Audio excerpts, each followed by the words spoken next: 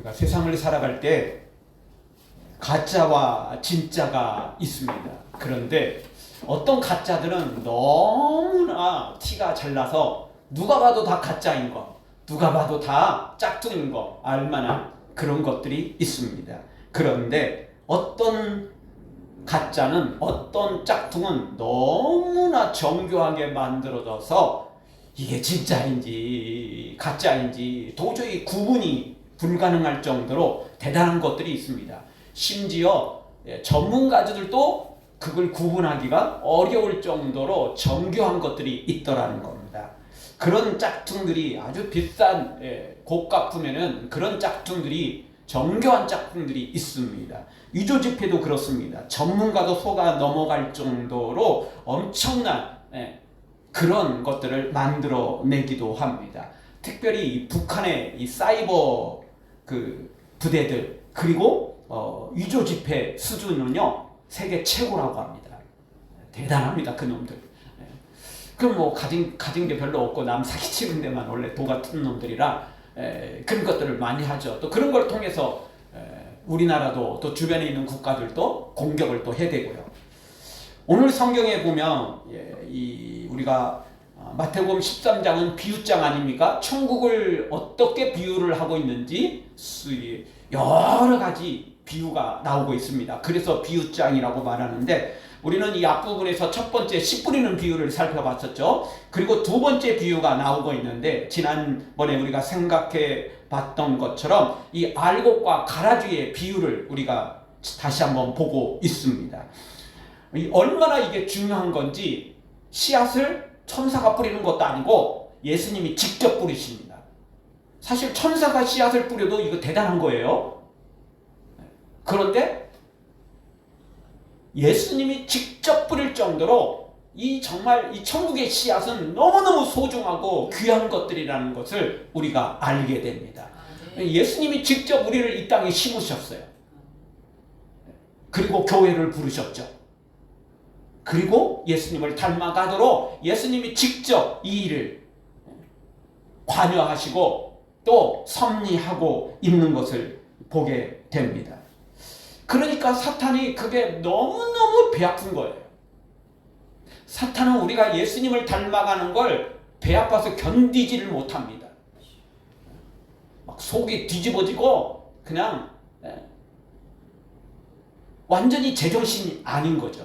그래서 진짜 말 그대로 수단과 방법을 가리지 않고 사탄은 우리를 예수님에게서, 하나님에게서 떨어뜨려 놓으려고 갖은 방법을 사용하게 됩니다. 사탄은 정말 못 먹는 감 찔러나 본다고 못 먹을 거 뻔히 알아요. 그럼에도 불구하고 절대 포기하지 않는 게 사탄인 것입니다.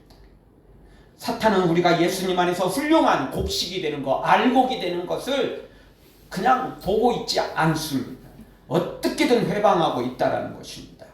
사랑하는 성도 여러분, 사탄의 공격을 막아내고 십자가의 은혜로, 예수님의 능력으로 알곡이 되어 반드시 천국에 이를 뿐만 아니라 이 땅에서도 하나님 주시는 복을 풍성하게 누리기를, 특별히 올 한 해 정말 100배의 복을 영적으로 육적으로 받아 누리기를 주의 이름으로 축원합니다.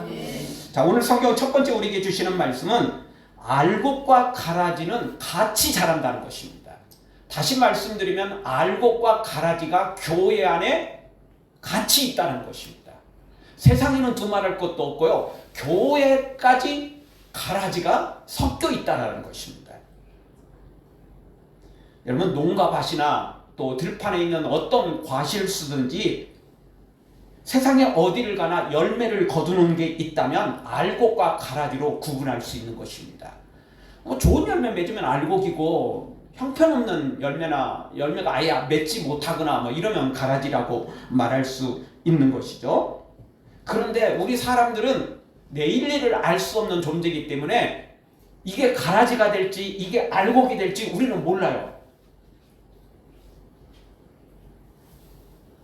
그런데 여기서 또 더 큰 문제는 뭐냐면, 봄에 심고 여름에 나름대로 잘 가꿔가지고요, 이게 풍성한 알곡이 될 것 같은 기대가 있었는데 마지막 가을 때 무슨 일이 벌어지냐면 태풍이 오고 또 심각한 병충해가 한번 지나가고 이러면 어떻게 되죠?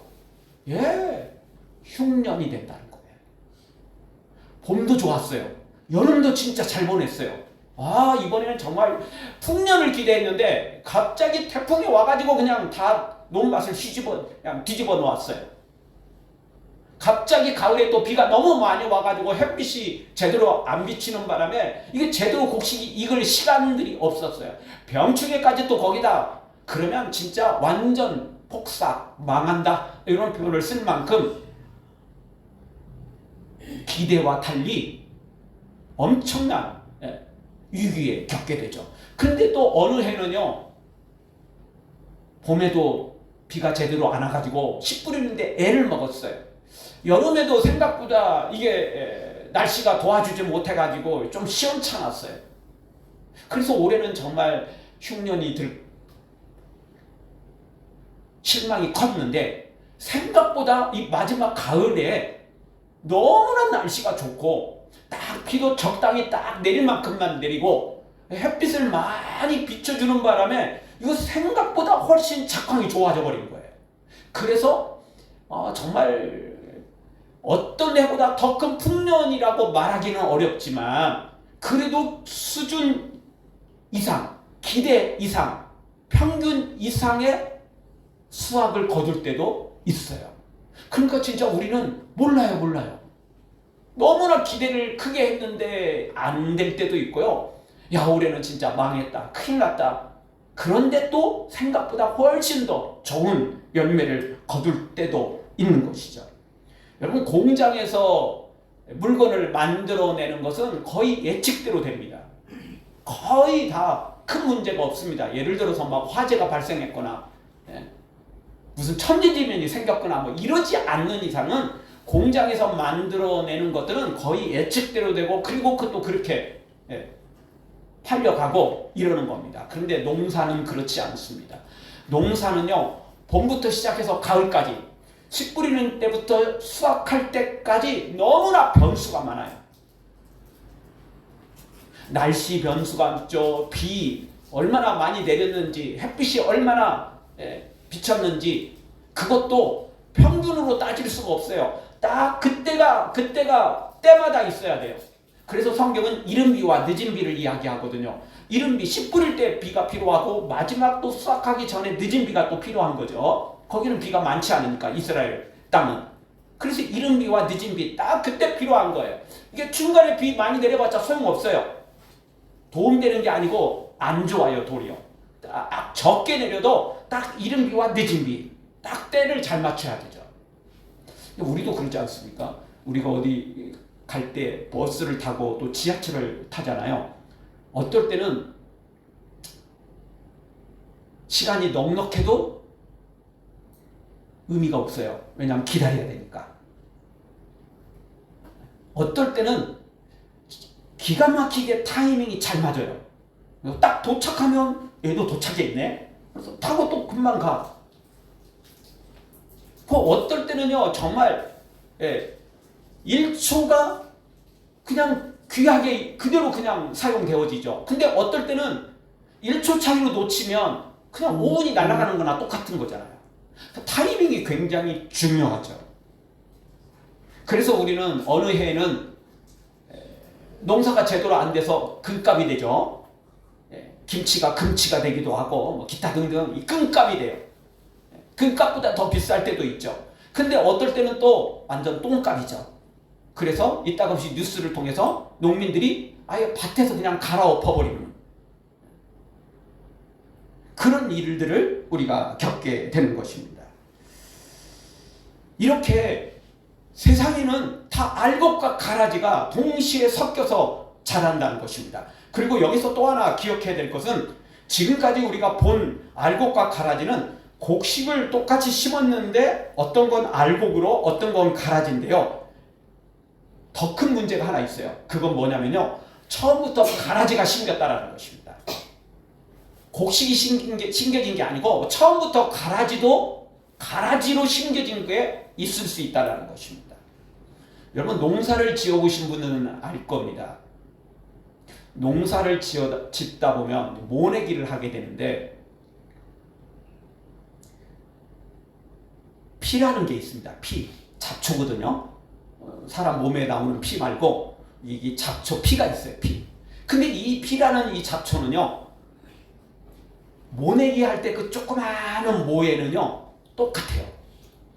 벼하고 피하고 구분이 안 돼요. 똑같아요. 진짜 똑같아요. 이거는 전문가도 구분 못해요. 네. 너무 똑같아서요. 근데 조금 자라고 나면 이제 어느 정도 이렇게 자라고 나면 그때는 달라져요. 왜냐하면 일반 모는 마디가 그렇게 굵질 못하고 마디도 그렇게 나타나지도 않아요. 근데 이 피는 조금 자라다 보면요. 마치 대나무처럼 마디가 생겨요. 강해요. 막 이렇게 두꺼운 건 아닌데 이렇게 얇아도 얘는 마디가 생기고 아주 튼튼해요. 그리고 얘는요 뿌리가 얼마나 깊은지 몰라요. 일반 벼는요 사실 뭐 옮겨 심을 이유는 없지만 필요할 때는 옮겨 심을 수도 있어요. 왜냐하면 물로 항상 잠겨져 있기 때문에 그 흙을 떠서 그대로 옮겨가는 거 그렇게 어렵진 않아요. 그럼에도 불구하고 이 피라는 것은요 얼마나 깊이 뿌리가 깊이 박혀 있는지요 얘 뽑기는 쉽지가 않습니다. 정말 뽑기가 쉽지 않아요. 어느 정도 커버리면 절대 뽑을 수 없습니다. 그래서 결국은 낫으로 가서 베거든요. 얘 계속 놔두면 더 커져버리거든요. 그래서 주변에 있는 영양분을 다 뺏어가 버려요. 그래서 주변에 있는 벼들이 나중에 말라 비틀어지고 또 비틀어지지 않더라도 열매 맺기가 좀 어려워요. 이게 되게 강합니다. 피가. 근데 어쨌든 초반에는 이 피라는 게 구분이 안 돼요. 그러니까 우리가 좋은 곡식을 심었다고 해도 반드시 좋은 열매를 맺는 게 어려운데 처음부터 곡식이 아니고 피를 심어놓은 것도 있다는 거예요. 피가 심겨지기도 한다는, 잡초가 심겨지기도 한다는 것입니다. 그런데 오늘 성경에도 똑같습니다. 잡초가 생겼어요. 근데 이게 곡식을 심어놔서 열매를 못 맺는 가라지가 아니고 이거는 처음부터 가라지였어요. 처음부터 피였어요. 그래서 오늘 성경은 우리에게 이렇게 말하죠. 사탄이 가라지를 뿌리고 갔다. 이렇게 말하는 것입니다. 그래서 이것은 어떻게 해결할 방법이 없는 것입니다. 우리는 그걸 모르니까. 근데 사실은 결론적으로 말하면 예수님은 알고 계세요. 알고 계시는데 예수님도 그거를 미리 뽑진 않는다는 겁니다. 우리 입장에서 보면 좀 이해가 조금 안 되긴 하는데 근데 현실적으로 그랬어요. 쉽게 말한다면 여러분 가룟 유다가 예수님 팔 걸 예수님이 모르셨습니까? 알고 계셨어요. 처음부터. 그렇지만 가룟 유다를 처음부터 제자로 안 받아들인 게 아니에요. 야 너는 나를 팔 거잖아. 너 나중에 돈 받고 팔 거니까 너는 안 돼. 자격 미달이야. 쫓아내지 않았어요. 그 가룟 유다도 받아들였어요. 예수님 모르신 게 아니에요. 아셨는데 그랬어요. 이거는 두 가지 의미가 있습니다. 하나는 가룟 유다에게도 기회를 주시는 겁니다. 일단 지금은 배반한 게 아니잖아요. 일단 지금은 예수님을 믿고 싶은 마음이 있었어요. 그리고 믿었어요. 그래서 예수님께서 제자들을 전도대로 보낼 때 귀신을 쫓아내고 병든 자를 일으키는데 가룟 유다만 못한 게 아니고 가룟 유다도 똑같이 했어요. 똑같이 했다 그 이야기는 가룟 유다도 예수님의 이름으로 했다는 이야기고 예수님을 믿었다 그 이야기예요. 그러니까 처음부터 변질된 건 아니에요. 그때는 믿음이 있었어요. 근데 나중에 변질된 거죠. 그러니까 예수님은 기회를 준다는 거예요. 근데 그 기회를 한 번 준 것도 아니에요. 우리가 잘 알듯이 마지막 최후의 만찬 때도 너희 중에 나와 함께 손을 넣는 자가 나를 팔게 될 것이다. 예수님이 이렇게 경고까지 또 하시거든요. 그래서 기회를 진짜 수없이 주신 거예요. 여러 번 주셨어요. 그러니까 예수님은 일단은 기회를 많이 주신다는 겁니다. 그래서 예수님은 가룟 유다들을 제자로 받아들인 겁니다. 지금도 똑같습니다. 교회 안에 가라지가 있는데요. 그럼에도 불구하고 그 가라지가 회개할 기회를 주시기 위해서 쫓아내지는 않는다는 거예요. 마지막 결과를 알아도 예수님은 쫓아내지 않습니다. 기회를 계속 주시는 거예요. 그리고 또 하나는 처음부터 아예 가라지가 있을 수 있어요. 아예 믿지도 않고 처음부터 계획적으로 그냥 교회 안에 교회를 해방하기 위해서 성도를 유혹하기 위해서 교회를 혼란에 빠뜨리기 위해서 들어온 가라지도 있을 수 있어요. 그럼에도 불구하고 그것조차도 예수님께서 허용을 하실 때가 있다는 것입니다. 여러분 우리 가족들도 믿는 분이 있고 믿지 않는 분이 있잖아요. 여러분 그렇다고 믿지 않는 가족들을 우리가 전혀 인간관계도 하지 않고 외면하고 완전히 그냥 배척하고 이렇게 살아야 됩니까? 그럴 수는 없는 거거든요. 세상 사람들뿐만 아니라 우리 가족 중에서도 그럴 수 있어요. 그래도 우리는 그 사람들을 주의 사랑으로 품어야 되는 거거든요. 끝까지 하나님은 모든 영혼들이 구원받기를 원하시니까 절대 그들을 우리는 포기할 수 없다는 거예요.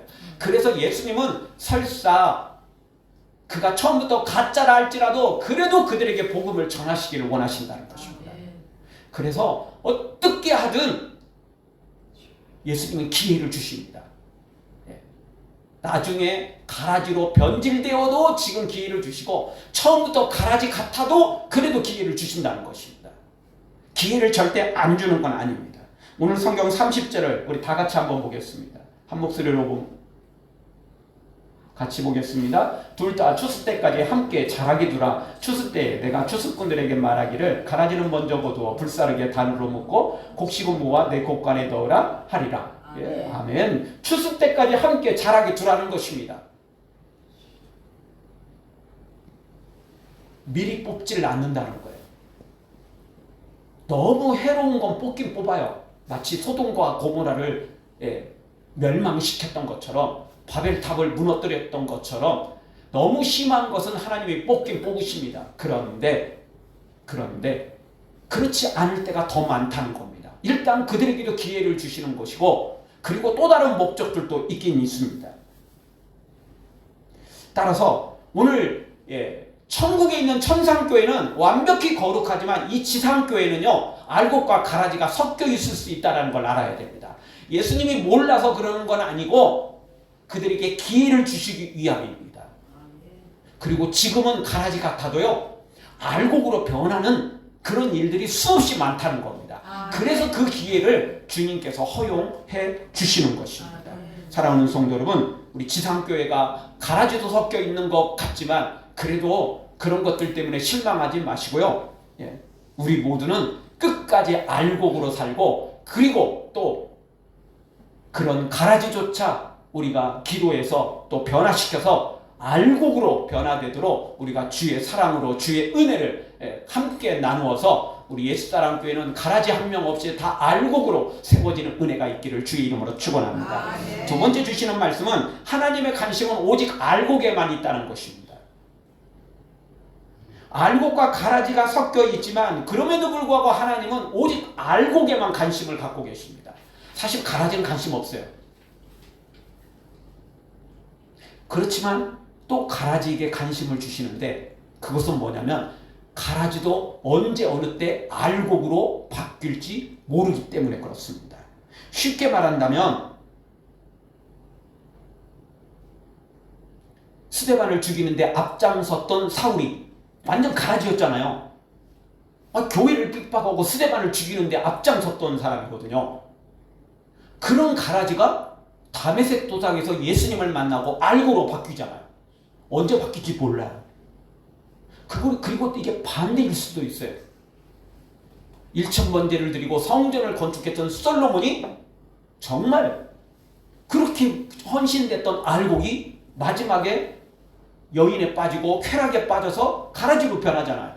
발람 선지자가 하나님의 이름으로 축복하면 축복이 임하고 저주하면 저주가 임할 정도로 엄청난 알곡이었는데 부귀영화에 빠져가지고 권력 준다고 그러니까 돈 준다니까 그렇게 빠져가지고 주님을 배신하잖아요. 가라지가 될 줄 누가 알았겠어요? 그 모르는 거거든요. 가룟 유다 역시 마찬가지고요. 아나니아와 삽비라도 자신의 재산을 팔아서 하나님께 헌금하겠다고 헌신을 할 정도였어요. 그때까지는 문제가 없었어요. 그런데 막상 팔고 나서 돈을 쥐고 나니까 생각이 딱 바뀌어버리죠. 그러니까 우리는 미래를 알 수 없다는 거예요. 아까 말씀드렸던 것처럼 봄, 가을에 정말 풍성한 열매를 맺을 것 같은데 가을에 이상하게 바뀔 수도 있고요. 봄, 가을에 시험찮았는데 마지막에 또 평균 이상이 갈 수도 있다는 거예요. 우리는 미래를 알 수 없다는 겁니다. 그래서 하나님께서 알곡과 가라지를 허용하시는 것입니다. 그리고 더 결정적인 것은 29절에 있습니다. 29절 우리 한 목소리로 같이 보겠습니다. 주인이 이르되 가만두어라. 가라지를 뽑다가 곡식까지 뽑을까 염려하노라. 아멘. 아까 말씀드렸던 것처럼 병용사를 짓다 보면 피라는 게 존재하는데 처음부터 뽑으면 상관없지만 어느 정도 자랐을 때는 피를 뽑을 수가 없다니까요. 그 피를 뽑다가는 나머지 옆에 있는 벽까지 다 뽑혀요. 다 그게 부실해져요. 그때는 방법이 없어요. 그냥 피만 낫으로 베어내는 거예요. 뽑으면 안 돼요. 뽑으면요, 옆에 있는 벽까지 피해를 입게 돼요. 상처를 입게 돼요. 그래서 그래요. 그래서 오늘 성경에 보면 가만두어라. 왜냐하면 가라지를 뽑다가 곡식까지 뽑히고 곡식까지 상하고 곡식까지 문제가 생길까 두렵기 때문에 가만 놔두어라고 말하는 것입니다. 그래서 하나님은 오직 알곡에만 관심을 갖고 계세요. 그리고 가라지에도 관심을 갖는데 이 가라지가 언제 알곡이 될지 모르니까 그래서 주님은 계속 또 기대를 갖고 계시는 것입니다.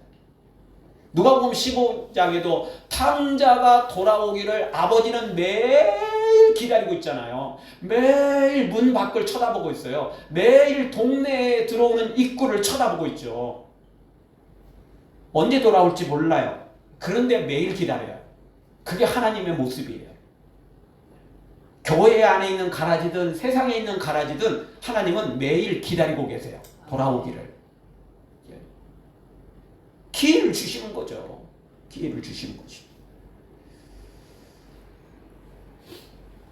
악한 자들도요, 하나님 마지막에 또 나름 필요한 대로 하나님께서 또 지으셨습니다. 그래서 잠언 16장 4절에 가보면 이렇게 말하죠. 하나님께서 온갖 것을 그 쓰임에 적당하게 지으셨는데 악인도 악한 날에 적당하게 지으셨다는 거예요. 악인도 악인이 할 일이 있어요. 그래도 하나님은 너는 악이니까 지금 네 생명을 취할게. 너는 그냥 지옥으로 곧바로 가. 너는 어차피 악인이잖아. 너 어차피 지옥 갈 거잖아. 그리고 그냥 뽑아내지는 않는다는 거예요. 어쨌든 하나님은 기회를 주시는 거예요.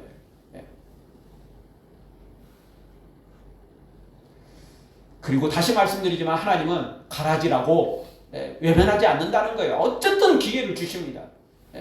여러분, 우리가 부모로서 자식이 잘못되는데 너는 글러먹었다 이러지 않잖아요. 그래도 또 기회를 주고 또 사랑하고 또 자녀를 다독이고 이렇게 하지 않습니까? 그렇게 그냥 쉽게 내버릴 존재가 아니에요. 자식이라는 것은 그렇게 쉽게 그냥 포기할 존재가 아닌 거예요.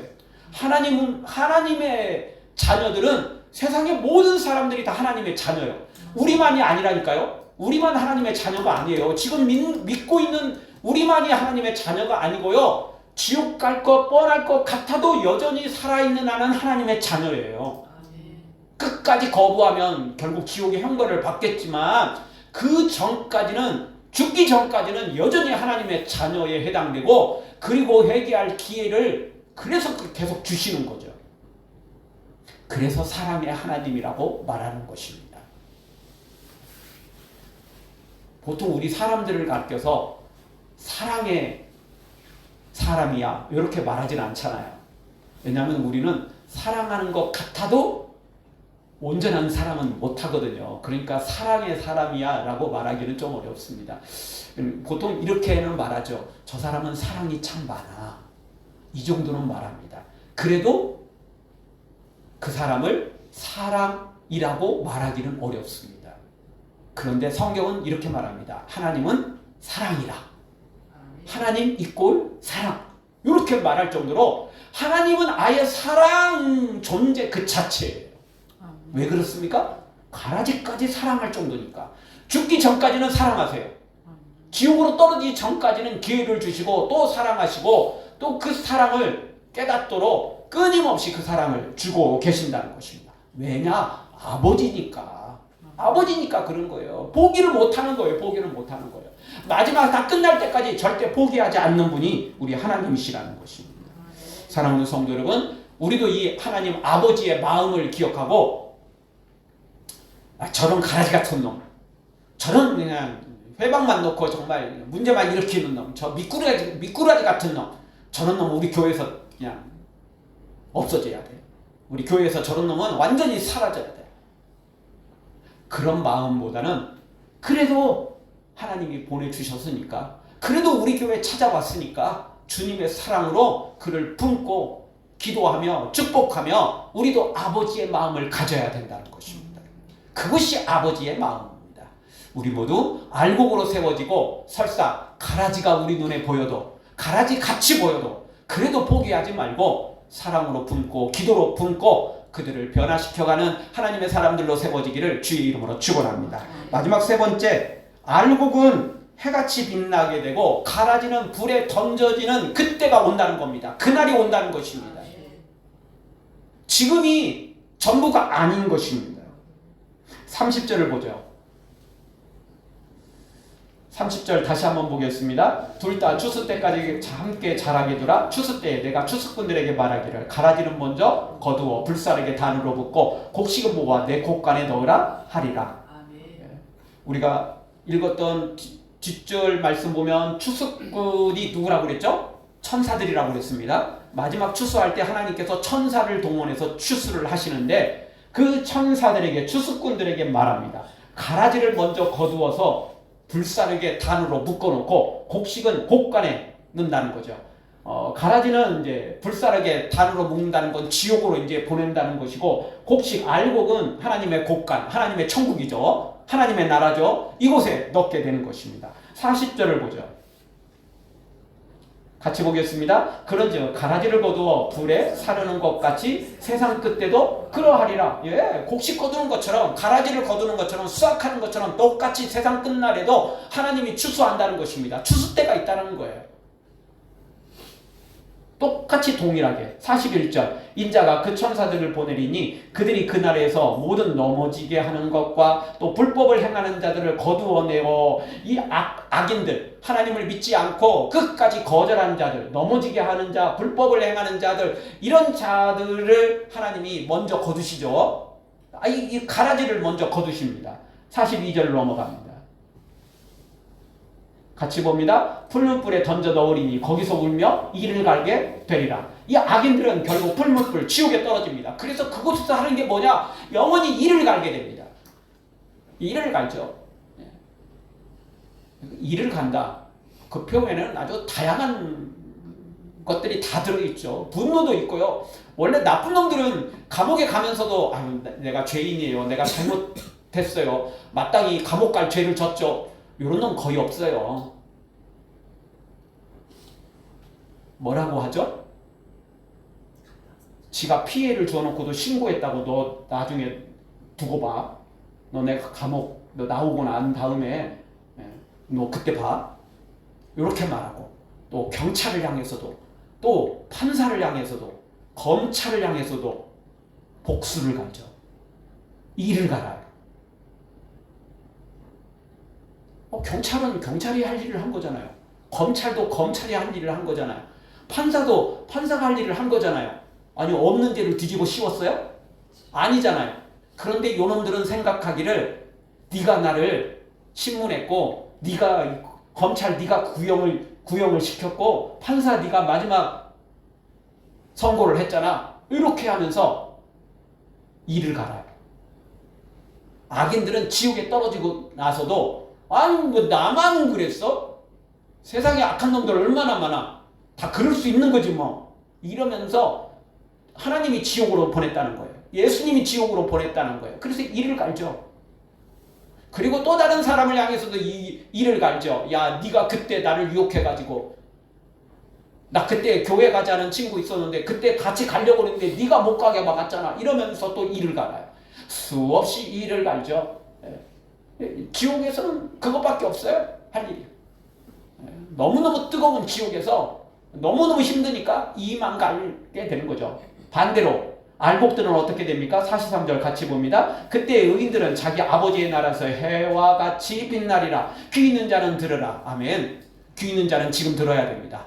지금이 다가 아닙니다. 마지막 추수 때가 있다라는 것입니다. 그때가 되면 가라지들은 지옥에 떨어져서 영원한 불문불 속에 그 지옥불에 고통을 받게 되지만 의인들은, 알곡들은 해와 같이 빛나게 된다는 것입니다. 지난주 말씀 기억하십니까?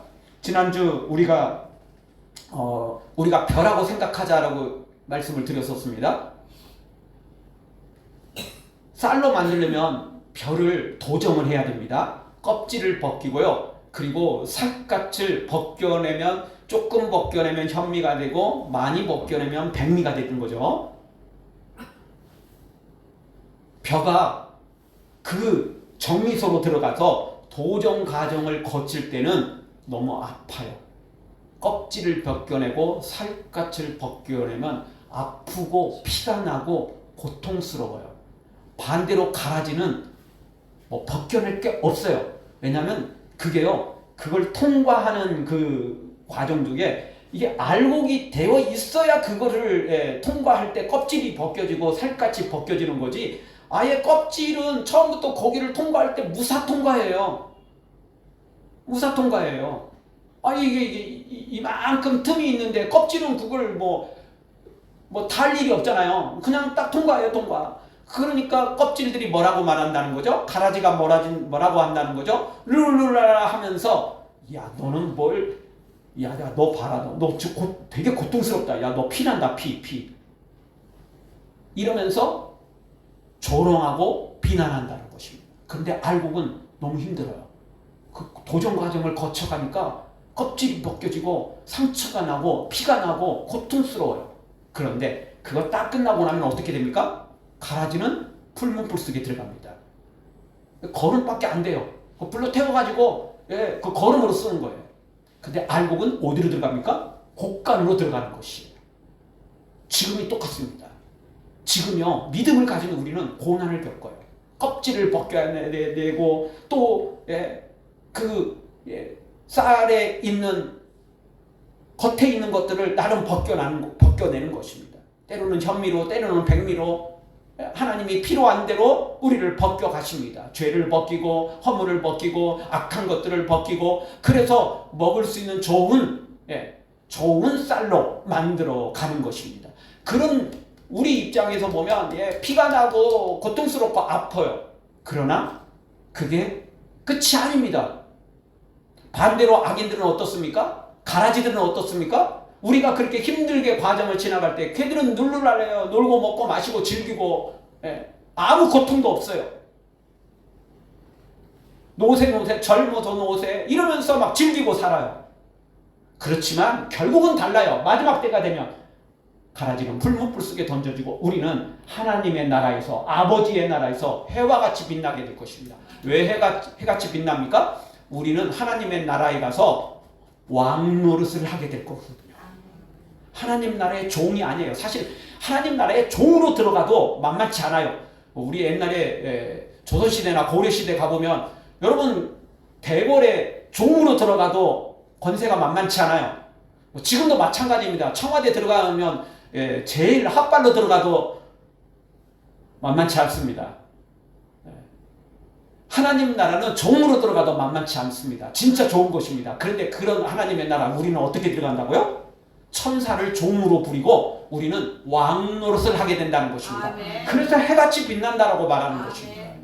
우리는 이런 영광스러운 지위를 얻게 될 것이고, 이런 영광스러운 놀라운 신분이 바로 우리입니다.